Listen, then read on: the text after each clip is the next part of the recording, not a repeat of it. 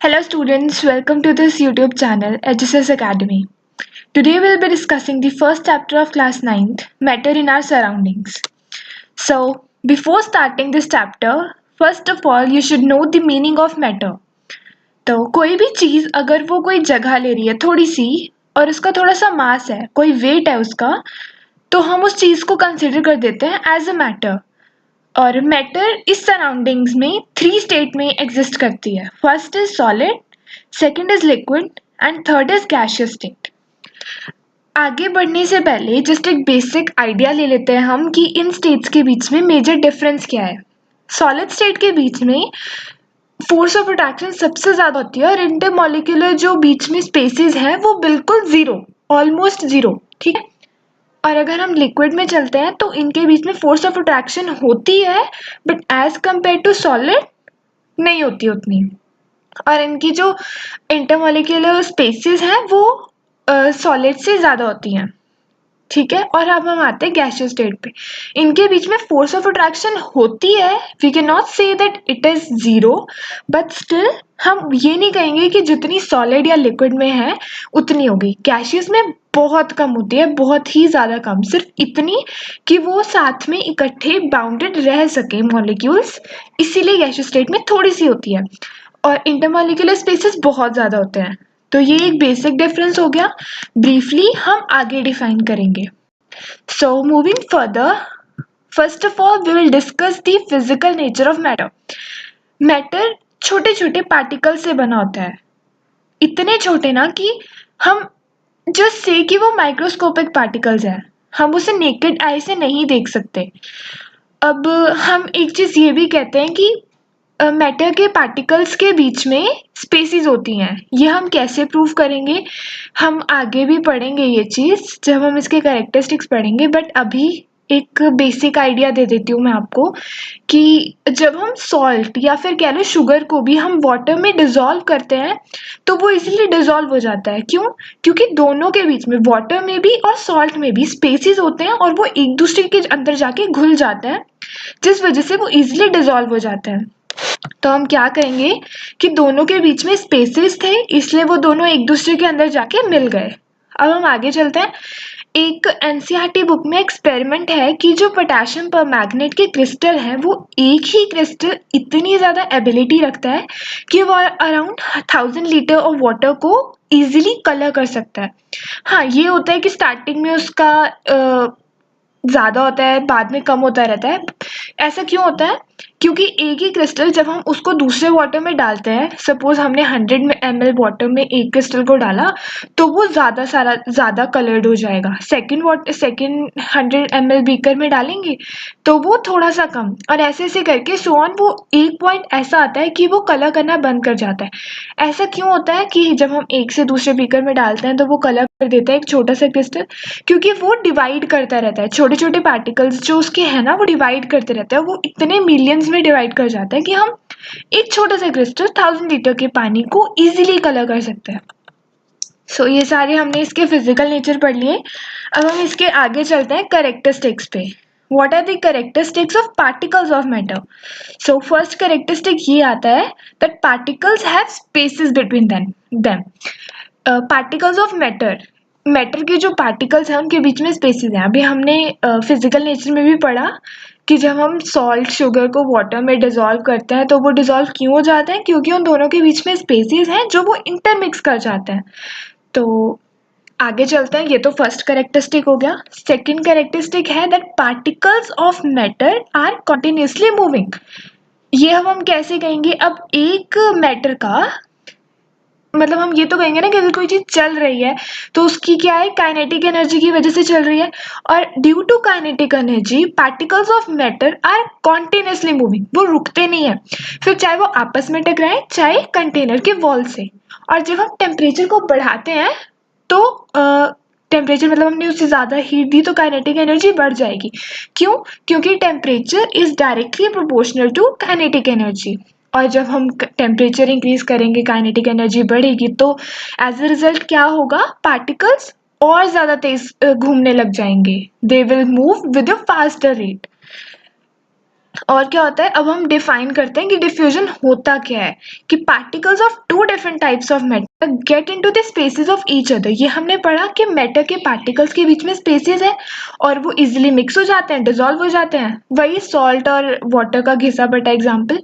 तो हम वो एग्जाम्पल लेके ये डिफाइन कर सकते हैं कि डिफ्यूजन होती कैसे है। जब एक पार्टिकल एक मैटर के पार्टिकल, मतलब दो मैटर है, सपोज हमने एक मैटर को कंसिडर कर लेते हैं वाटर, दूसरा हमने ले लिया सॉल्ट, दो मैटर हो गए, ये दोनों में डिफ्यूजन होगी। कैसे होगी, ये दोनों एक दूसरे के स्पेसेस के बीच में जाके घुस जाएंगे।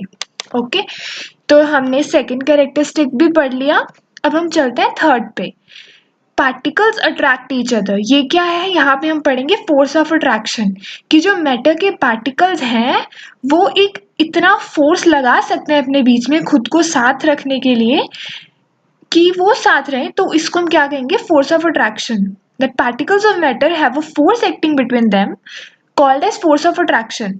और एक मैटर, हमने मैटर के 3 टाइप्स पढ़ी, सॉलिड, लिक्विड, गैस। तो अब हमने स्टार्टिंग में जब मैं बेसिक आइडिया दे रही थी तो मैंने ये भी बता दिया था कि सॉलिड में सबसे ज़्यादा होती है फोर्स ऑफ अट्रैक्शन और गैसेस में बहुत कम होती है, लिक्विड में इंटरमीडिएट होती है। तो हम ये कहेंगे कि फोर्स ऑफ अट्रैक्शन के बेसिस पे भी हम मैटर डिफाइन कर सकते हैं कि वो मैटर कौन सी स्टेट में एग्जिस्ट कर रहा है प्रेजेंट डे पे। ओके, तो ये वही कह रहे हैं कि strength of force of attraction is decided by the kind of matter. Okay, अब हम चलते हैं स्टेट्स ऑफ मैटर। अब हम उन तीनों स्टेट्स को, सॉलिड, लिक्विड, गैस को हम अच्छे से डिफाइन करेंगे ब्रीफली। तो सबसे पहले हम करते हैं सॉलिड स्टेट को। ये देखो यहाँ पे तीनों साइड पे पार्टिकल्स भी दिख रखे हैं ना। चलते हैं हम सॉलिड स्टेट पे। जो सॉलिड स्टेट के पार्टिकल्स होते हैं वो, सपोज हम ले लेते हैं कोई डाइस ले लेते हैं, कोई क्यूब ले लेते हैं, आइस क्यूब ले लेते हैं। तो आइस क्यूब के जो पार्टिकल्स होंगे ना वो बहुत ज़्यादा टाइटली पैक होंगे, उनकी फोर्स ऑफ अट्रैक्शन इतनी ज़्यादा होगी कि वो बहुत ज़्यादा टाइटली बाउंडेड रहेंगे। और उसका ना सॉलिड का एक डेफिनेट शेप होता है, जिस शेप में हमने उसे बना दिया, जिस शेप में वो एग्जिस्ट कर रहा है उसका वही रहेगा, उसकी एक डिस्टिंक्ट बाउंड्री रहेगी, एक फिक्स वॉल्यूम रहेगा। ये नहीं कि हमने उसको जब दिल करा तोड़ दिया, जब दिल करा उसको इधर उधर मोड़ दिया, नहीं, ऐसा कुछ नहीं होगा। तो हम उसको क्या कहेंगे कि सॉलिड्स हैव नेग्लिजिबल कंप्रेसिबिलिटी। एक और चीज, सॉलिड रिजिड होते हैं। ऐसा क्यों होता है, ये प्रॉपर्टी हम क्यों कहते हैं सॉलिड्स के साथ, क्योंकि जब हम किसी सॉलिड पे एक्सटर्नल फोर्स लगाते हैं तो वो अपनी शेप तो नहीं चेंज कर देते ना, वो या तो टूट जाते हैं या फिर वो वैसे के वैसे ही रहते हैं, लेकिन वो इतना ज्यादा रखते हैं कि वो ये कहते हैं कि हम ना टूट जाएंगे लेकिन अपनी शेप नहीं चेंज करेंगे। इसलिए हम ये कहते हैं कि they may break under great force but will never change its shape. Table को ही ले लेते हैं, टेबल को हम ये तो नहीं ना कि मोड़ा तो उसने अपनी शेप चेंज कर दी, रहेगा तो वो वैसे ही। अगर हम उस पर ज्यादा एक्सटर्नल फोर्स लगाएंगे तो वो टूट जाएगा। इसलिए सॉलिड्स रिजिड होते हैं और उनके पास नेग्लिजिबल कंप्रेसिबिलिटी होती है। सबसे ज्यादा कंप्रेसिबिलिटी किसकी होती है, गैसेस की। चलते हैं आगे, देखते हैं कैसे। अब हम आते हैं लिक्विड स्टेट पे। Particles of liquid state are freely packed as compare to solid state. हमने पढ़ लिया कि सॉलिड स्टेट की फोर्स ऑफ अट्रैक्शन ज़्यादा है, पार्टिकल्स बहुत टाइटली पैक हैं, लेकिन लिक्विड में सॉलिड्स के कंपैरेटिवली थोड़ा सा डिफरेंस है। सॉलिड के तो बहुत टाइटली हैं, इसके है तो थोड़े से ठीक ठीक ही लेकिन फ्रीली पैक्ड है। गैसेस के कंपैरेटिवली कम है और सॉलिड के कंपैरेटिवली ज़्यादा है। इसका कोई फिक्स शेप नहीं है, कोई फिक्स वॉल्यूम नहीं है।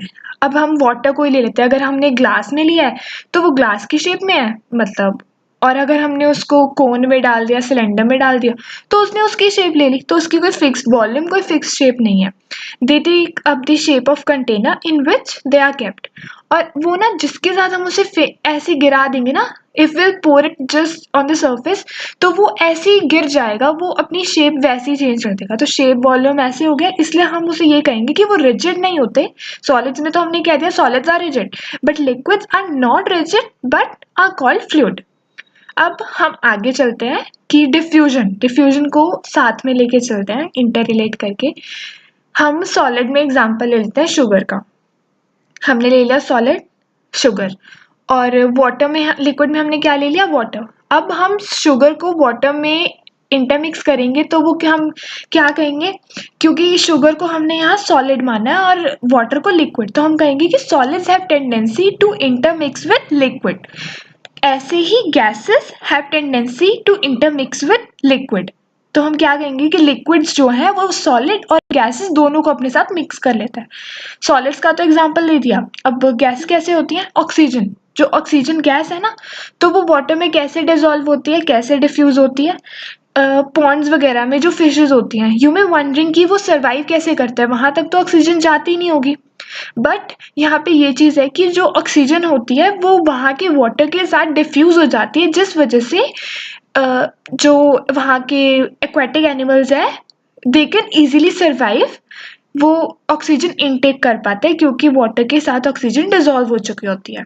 अब हम चलते हैं, हम ये चीज़ कहते हैं कि डिफ्यूजन का rate of diffusion of liquid is higher than that of solid. Solid में तो हम मानते हैं कि डिफ्यूजन होती नहीं है, ठीक है। हम कहते हैं कि जो लिक्विड्स का रेट ऑफ डिफ्यूजन है वो सॉलिड से ज़्यादा है और गैसेस से कम। गैसेस से कम कैसे है वो आगे बढ़ेंगे।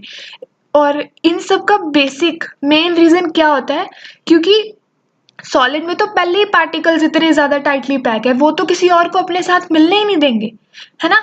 और लिक्विड में सॉलिड से कम पैक होते हैं, थोड़े खुले डुले होते हैं, तो वो अपने साथ किसी को एडजस्ट कर सकते हैं। और गैसेस में तो बहुत ही ज़्यादा स्पेसेस होते हैं, तो वो तो बैठे ही होते हैं कि कोई हमारे साथ आके डिफ्यूज़ हो जाए। तो इसलिए हम कहेंगे कि rate of diffusion of liquids higher than that of solid and is less than that of gases. Okay, अब हम चलते हैं गैसियस स्टेट पे। सॉलिड लिक्विड पढ़ ली, अब गैसियस पे आता है। इसके वही बात आ गई कि इसके जो पार्टिकल्स हैं वो थोड़े बहुत ज़्यादा फ्रीली पैक्ड होते हैं, फ्रीली मूविंग होते हैं, हाईली कंप्रेसिबल होते हैं सॉलिड्स और लिक्विड के। और यही इसका रीज़न है जो हम एलपीजीज अपने घर में यूज़ करते हैं ना, सिलेंडर्स वगैरह में, और ऑक्सीजन सिलेंडर्स यूज़ करते हैं हॉस्पिटल्स में, ये सब क्या होती है, ये कंप्रेस्ड गैस है सारी। और गैस इजीली कंप्रेस हो सकती है, लार्ज वॉल्यूम में ट्रांसफ़र हो सकती है, ट्रांसपोर्ट करी जा सकती है। इसीलिए हम आजकल गैसेस को बहुत ज़्यादा हाई यूज़ कर रहे हैं उसका। एलपीजीज बता दिया, ऑक्सीजन सिलेंडर्स बता दिए, सीएनजीज जो ऑटो रिक्शाज में यूज़ होते हैं, ऑटो रिक्शाज में ही नहीं, इवन सीएनजी और भी एज अ फ्यूल बहुत ज़्यादा यूज़ किया जा रहा है। क्यों? क्योंकि उसकी हाई कंप्रेसिबिलिटी है, गैसेस हाई कंप्रेस होके हम इजीली ट्रांसपोर्ट कर सकते हैं, रख सकते हैं काफ़ी टाइम तक। इसीलिए गैसियस स्टेट की ये प्रॉपर्टी अच्छी वाली है। अब हम वही बात आ गई, रेट ऑफ डिफ्यूजन हमने पहले ही कह दिया था कि गैसेस का सबसे ज़्यादा होता है, सॉलिड का होता नहीं, लिक्विड का सॉलिड से ज़्यादा कह लो, और गैसेस का सबसे ज़्यादा होता है। और ये एज ए एग्जांपल हम कैसे कहेंगे कि अगर हम किसी फूड स्टॉल से निकल रहे होते हैं रास्ते में, या फिर हम आसपास कोई रेस्टोरेंट है, मम्मी कोई खाना बना रही है, तो हमें पता चल जाता है कि आसपास कुछ पक रहा है। क्यों? क्योंकि जो फूड की स्मेल है वो इजीली डिफ्यूज हो जाती है हमारे नॉस्ट्रिल्स के साथ, तो हमें अच्छे से खुशबू आ जाती है, हमें पता लग जाता है कि पक्का कुछ बन रहा है, आज तो अच्छा ही मिलेगा कुछ खाने को, है ना। तो ये हो गया गैसियस स्टेट की प्रॉपर्टी, सॉलिड लिक्विड गैस, हमने तीनों खत्म कर दी। अब आगे चलते हैं। अब ये तो हो गया कि हमने 3 स्टेट्स डिस्कस कर ली। अब हम ये कहते हैं कि matter can change it's state. थोड़ा स्ट्रेंज है but it seriously can change it's state. कैसे? जैसे कि अगर हमने टेम्परेचर बढ़ा दिया, कम कर दिया, प्रेशर बढ़ा दिया, कम कर दिया, तो वो हम आगे देखते हैं कि कैसे। Conditions like change in temperature and pressure can change the state of matter. Let's see how. So moving further, पहले हम सबसे पहले डिस्कस करेंगे कि जब हम टेम्परेचर में चेंज लाते हैं तो कैसे होता है चेंज। जब हम टेम्परेचर बढ़ाएंगे तो सबसे पहले हमने क्या पढ़ा था कि काइनेटिक एनर्जी बढ़ेगी, और जब काइनेटिक एनर्जी बढ़ेगी तो पार्टिकल ज़्यादा जल्दी जल्दी भागने लग जाएंगे। तो इससे क्या होगा कि वो ना अपनी जो एग्जैक्ट मूवमेंट है उसको छोड़ देंगे, they will distort their exact position. तो जब वो पार्टिकल्स घूमने लगेंगे वो वाइब्रेट करेंगे विद ग्रेटर स्पीड, और इस वजह से वो जो उनका एग्जैक्ट फोर्स ऑफ अट्रैक्शन है वो छोड़ देंगे। सबसे ज़्यादा फोर्स ऑफ अट्रैक्शन सॉलिड में है, अगर उसने अपना force of attraction he overcome कर लिया तो फिर तो सॉलिड से लिक्विड पे चेंज होने की कोई रोक ही नहीं सकता ना उसको। अब जैसे हम आइस को हीट कर रहे हैं, हम हीट करते रहे तो एक स्टेज आती है, उस स्टेज को हम क्या कहते हैं, मेल्टिंग पॉइंट, कि अब वहाँ पे वो जो आइस है वो मेल्ट कर जाएगी। तो क्या होगा कि आइस को हम हीट करते रहे, उसका फोर्स ऑफ अट्रैक्शन खत्म हो गया। अब वो फोर्स ऑफ अट्रैक्शन इतना खत्म हो गया कि अब वो सॉलिड स्टेट अपनी मेंटेन नहीं कर सकती, तो वो सॉलिड से लिक्विड में कन्वर्ट हो जाएगी। लिक्विड का क्योंकि कम होता है ना वो, तो ऐसे करके उसने कन्वर्ट कर लिया अपने आप को। तो इस स्टेज को जहाँ पे सॉलिड स्टेट से वो लिक्विड स्टेट पे कन्वर्ट हो जाएगी आइस, इस स्टेज को हम कहेंगे मेल्टिंग पॉइंट। इस पॉइंट को हम कहेंगे मेल्टिंग पॉइंट। और melting point indicates the strength of force of attraction between the particles. जितनी ज्यादा फोर्स ऑफ अट्रैक्शन होगी उतना ज्यादा टाइम लगेगा ना मेल्ट होने में आइस को। तो हम यही कहते हैं कि मेल्टिंग पॉइंट जो है जितनी जल्दी आ जाएगा उतनी जल्दी मतलब उसकी फोर्स ऑफ अट्रैक्शन कम है, और जितना लेट आएगा मतलब उतनी ज्यादा उसमें फोर्स ऑफ अट्रैक्शन ज्यादा थी। और इस प्रोसेस को की conversion of solid to liquid, this process is known as fusion. ये प्रोसेस को हम कहेंगे फ्यूजन। अब हम आगे चलते हैं। Amount of heat supplied to the system gets absorbed by the solid and gets hidden into the content of beaker and this is called the latent heat। यहाँ पे हम डिस्कस कर रहे हैं कि latent heat होती क्या है। latent का एग्जैक्ट मीनिंग क्या होता है? hidden heat। तो हम यहाँ पे लेटेंट हीट पढ़ेंगे कि क्या होता है। जब हम आइस को हीट देते हैं, हीट करते रहेंगे तो जो थोड़ी सी हीट है ना आइस के बीच में जाके घुस जाती है, वो उसी में जाके रह जाती है, और जो हीट वहां पे छुप गई है ना उसको हम कहते हैं लेटेंट हीट। अब हम कहेंगे कि अब हम पढ़ेंगे लेटेंट हीट और फ्यूजन होता क्या है। लेटेंट हीट अब पढ़ ली हमने, हिडन हीट, और फ्यूजन हमने क्या पढ़ा था कि जब सॉलिड से लिक्विड में कन्वर्ट होती है आइस, कोई भी सॉलिड से लिक्विड में कन्वर्ट हो रहा है तो उसको हम कहते हैं फ्यूजन, उस प्रोसेस को हम कहते हैं। ठीक है, तो यहाँ पे यही है कि हमने अब इंटर रिलेट करके पढ़ना है। अब हम कहेंगे amount of heat energy required to change 1 kg of solid to liquid at atmospheric pressure at its melting point is known as latent heat of fusion। आगे समझ में? ओके, अब हम पढ़ेंगे कि अब हमने पढ़ लिया कि सॉलिड से लिक्विड में हो गया, लेकिन हम रुके नहीं, हम हीट देते रहे। अब एक स्टेज आएगा कि उसने सॉलिड से लिक्विड में कन्वर्ट होने के लिए फोर्स ऑफ अट्रैक्शन ओवरकम कर ली। अब उसे क्या करना है कि उसे लिक्विड से गैस में चेंज होने के लिए भी फोर्स ऑफ अट्रैक्शन ओवरकम करनी है। तो वो क्या करेगा, हम उसको हीट करते रहे। अब एक ऐसा पॉइंट आया कि लिक्विड से वो वेपर्स बन गए, वाटर वेपर्स बन गए। अब वो पानी उड़ने लग गया and in the form of gases ही हो गए ना वाटर वेपर।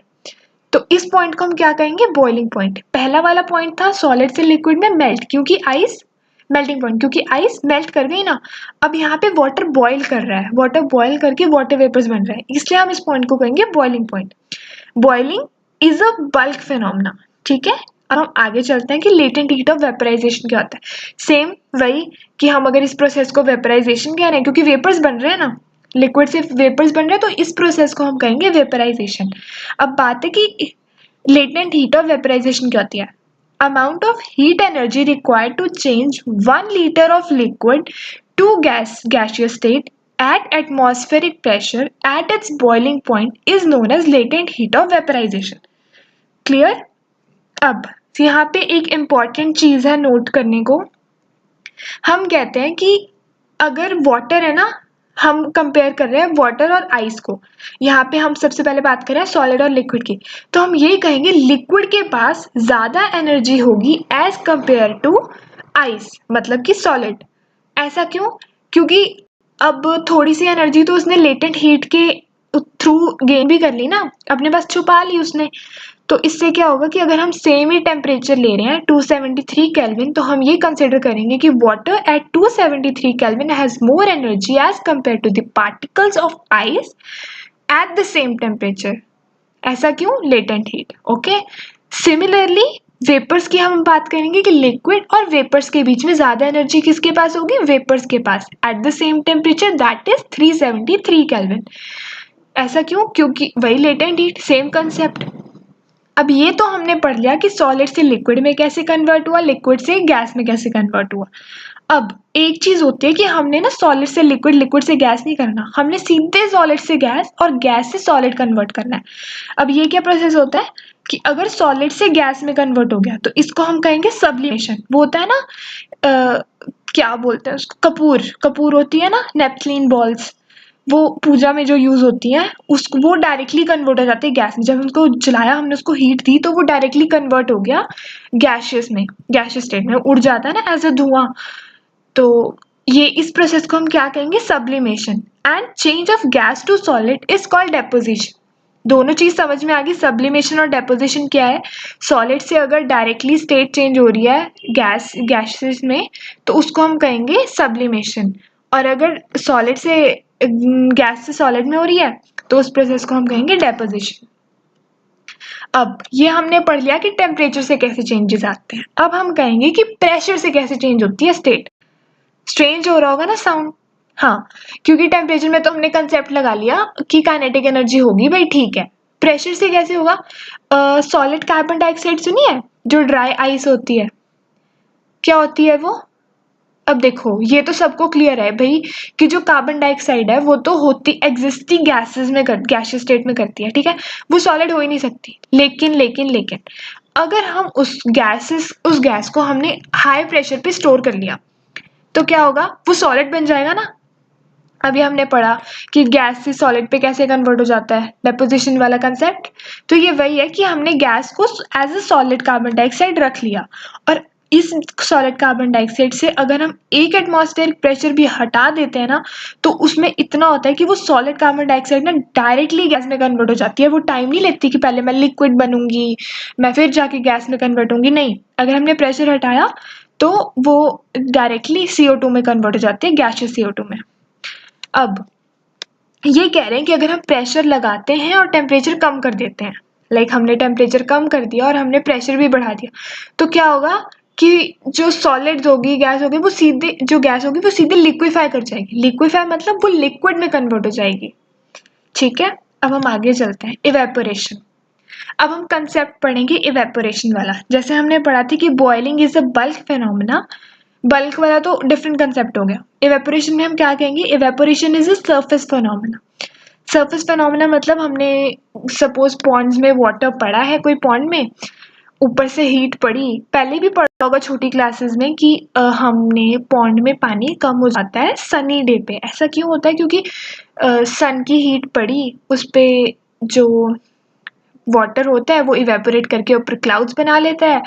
तो ये सब कंसेप्ट पढ़ा ही है ना हम, बट ये सब से थोड़ा अब अपर लेवल का पढ़ेंगे कि ऐसा होता क्यों है। होता है ये तो पता था, होता क्यों है। फोर्स ऑफ अट्रैक्शन वाला कंसेप्ट लगेगा यहाँ पे भी कि अगर हमने टेम्परेचर बढ़ाया, काइनेटिक एनर्जी बढ़ी, काइनेटिक एनर्जी बढ़ी तो पार्टिकल्स इधर उधर घूमने लगे, इधर उधर घूमने लगे ज़्यादा तेजी से, तो क्या होगा, force of attraction easily overcome हो जाएगी। इजीली ओवरकम हो गई तो वो डायरेक्टली क्या होगा कि वो लिक्विड से गैसेस में कन्वर्ट हो जाएगा। गैसेस में कन्वर्ट हो गया तो इट मीन्स वो उड़ गया ऊपर। तो ये क्या हो गया, उड़ गया, क्या कंसेप्ट है ये कि इवेपोरेट कर गया वो, ठीक है। अब हम इवेपोरेशन को डिफाइन कैसे करेंगे कि any temperature at which liquid gets converted into gaseous state below its boiling point is known as evaporation। अब हमने boiling point कंसीडर नहीं करना कि भाई boiling point आएगा फिर वो evaporate करेगा, no no no no no, वो तो अलग कंसेप्ट है। यहाँ पे है कि बॉइलिंग पॉइंट से नीचे ही वो धीरे धीरे करके इवेपोरेट करता रहेगा। Force of attraction easily overcome हो गई ना, तो इसको हम कहेंगे इवेपोरेशन। अब ये कहते हैं कि कौन कौन से ऐसे फैक्टर्स हैं जो इवेपोरेशन को रोकते हैं या फिर इवेपोरेशन को एनहांस करते हैं। So let us study the factors affecting evaporation. We say that rate of evaporation increases with increase of surface area, second increase of temperature, third decrease in humidity and fourth increase in wind speed। अब हम पढ़ते हैं कि कैसे rate of evaporation increases with increase of surface area। why? Because हम ये कहेंगे ना कि सरफेस एरिया बढ़ा, हमने सपोज मान लो एक ग्लास में वाटर लिया, उसको रख दिया धूप के नीचे, सन के नीचे रख दिया, और दूसरे पे हमने एक प्लेट ले लिया, उस पे पानी गिरा दिया और हमने उसको भी रख दिया। सो व्हाट यू थिंक कि पहले इवेपोरेट क्या करेगा, फोर्स ऑफ अट्रैक्शन किस में इजीली ओवरकम होगी। ऑफ कोर्स जो हमने फैला के रखा है, जो हमने प्लेट में रखा है, नॉट जो हमने ग्लास में रखा है। ऐसा क्यों, क्योंकि उसका सरफेस एरिया ज़्यादा है। सरफेस एरिया ज़्यादा होगा तो वो इजीली इवेपोरेट कर पाएगा। तो हम क्या कहेंगे, अगर हमने सरफेस एरिया बढ़ाया तो इवेपोरेशन बढ़ गई, ठीक है। अब हम कहेंगे टेम्परेचर, सेम वही कंसेप्ट, ये तो वही बार बार रिपीट हो रहा है ना कि हमने टेम्परेचर बढ़ाया, काइनेटिक एनर्जी बढ़ी, काइनेटिक एनर्जी बढ़ी तो force of attraction easily overcome हो गया, और इवेपोरेशन होने के लिए और चाहिए भी क्या, फोर्स ऑफ अट्रैक्शन ओवरकम हो गई तो इवेपोरेशन हो गई, है ना। तो हमने टेम्परेचर बढ़ाया तो रेट ऑफ इवेपोरेशन इंक्रीज कर गया, ओके। अब हम कहेंगे डिक्रीज इन ह्यूमिडिटी। भाई ये क्यों, rate of evaporation increases with decrease in humidity, why so, बाकी सब तो इंक्रीज हो रहा है, फिर ह्यूमिडिटी डिक्रीज क्यों करनी है हमने? क्योंकि पहले ये पढ़ो कि ह्यूमिडिटी होता क्या है। Amount of water vapours present in our surroundings is known as humidity. अब वाटर वेपर्स पहले ही रहेंगे ऊपर, सराउंडिंग्स में पहले ही बहुत सारे वाटर वेपर्स हैं, और हमने फिर से वाटर रख दिया नीचे इवेपोरेट होने के लिए, तो वो इवेपोरेट तो करेगा लेकिन कम ही करेगा ना, क्योंकि एक एबिलिटी होती है ना हर चीज़ की कि भाई इसके ऊपर नहीं मैं कर सकता, अपना पानी अब और नहीं ले सकता। तो यही होगा कि हमने वाटर वेपर्स हट गए, ह्यूमिडिटी कम हो गई, तो इवेपोरेशन बढ़ जाएगी। अब इंक्रीज इन विंड स्पीड से इवेपोरेशन कैसे बढ़ती है, सेम वही कंसेप्ट है ह्यूमिडिटी वाला। ह्यूमिडिटी हमने कम करनी है तो विंड स्पीड बढ़ानी पड़ेगी ना, क्योंकि ह्यूमिडिटी तभी कम होगी जब विंड स्पीड उधर से आएगी, बहुत तेज आएगी हवा, और इन वाटर वेपर्स को उस जगह से कहीं और ले जाएगी, तो उस जगह का इवेपोरेशन रेट बढ़ गया, है ना। इसलिए we say rate of evaporation increases with decrease in humidity and increase in wind speed. So evaporation वाला कंसेप्ट यहाँ पे खत्म हो गया। Last but not the least, we say how does evaporation causes cooling. जब इवेपोरेशन होती है तो हमें थोड़ा ठंडक क्यों मिलती है, ठंडा ठंडा लगता है ना। दिस इज बिकॉज इवेपोरेशन जब हो रही है तो उन्होंने कुछ अपनी एनर्जी लॉस कर दी ना, हम कोई भी काम करते हैं तो हमारी एनर्जी तो वेस्ट हो ही रही है ना, तो जब वो एनर्जी अपनी वेस्ट करने के बाद वापस से उस एनर्जी को रीगेन करता है सराउंडिंग से ही, तो वो क्या होता है, कूलिंग होगी ना, क्योंकि एनर्जी वेस्ट करी थी, अब वो वापस उसको रीगेन कर रहा है सराउंडिंग से, तो कूलिंग होगी। So how do we define it, liquid particles absorb energy from surroundings to regain its energy lost during evaporation, which as a result causes cooling. As a example हम क्या कहेंगे कि जब हम एसीटोन, नेल पॉलिश रिमूवर में acetone होता है ना, गर्ल्स को पता होगा, तो वो जब हमने पाम पे लगाते हैं तो हमें थोड़ा ठंडा ठंडा लगता है, क्यों, सेम रीजन, इवेपोरेशन हुई, एनर्जी वेस्ट हुई और वापस उसने रीगेन करना था, इसलिए कूलिंग हुई। तो ये वाला कंसेप्ट हो गया। एक हम कंसेप्ट पढ़ेंगे कि हम ठंडियों में तो चलो ठीक है हम कुछ भी पहने, गर्मियों में हम कॉटन क्लोथ्स ही क्यों पहनते हैं, ऐसा इसलिए होता है क्योंकि कॉटन क्लोथ्स के पास वाटर एब्जॉर्ब करने की एबिलिटी ज़्यादा होती है, ये तो क्लियर है। और गर्मियों में हमें स्वेट कितना ज़्यादा आता है, तो अगर हम गर्मियों में कॉटन के कपड़े पहनेंगे तो क्या होगा, हमें गर्मी लगेगी, स्वेट आएगा, और उस स्वेट को जो कॉटन क्लोथ्स है वो एब्जॉर्ब कर लेंगे, इवेपोरेट कर गया ना, मतलब स्वेट हम ये मानेंगे कि भाई इवेपोरेट कर गया, और जब वो इवेपोरेट करेगा तो ड्यूरिंग इवेपोरेशन जो एनर्जी वेस्ट होगी उसको रीगेन करने के लिए भी कुछ होगा, है ना। और जब वो रीगेन करने के लिए कुछ होगा तो उस पर क्या होगी, कूलिंग होगी, और हमें थोड़ा ना रिलैक्स फील होगा। ऐसा नहीं कि हम अगर नॉर्मल में अब वुलन कपड़े पालें तो वुलन वाले एब्जॉर्ब थोड़ी करेंगे गर्मी को, वो तो और गर्मी देंगे, फिर उससे क्या होगा, हमें और गर्मी लगेगी, हम बिल्कुल भी रिलैक्स भी नहीं फील कर पाएंगे। इसलिए डॉक्टर्स वॉटेवर, हमारे पेरेंट्स भी इवन, डॉक्टर्स तो क्या ही बोलेंगे, पेरेंट्स भी इवन हमारे कहते हैं कि गर्मियों में कॉटन की क्लोथ्स पहनने चाहिए। So this is the reason, ताकि हमें थोड़ा रिलैक्स फील हो। So thank you guys, thank you students, आप लोगों ने ये पूरी वीडियो देखी, और अगर पसंद आएगी ना तो for sure like this video, comment down your doubts and views about this video, also don't forget to subscribe this YouTube channel.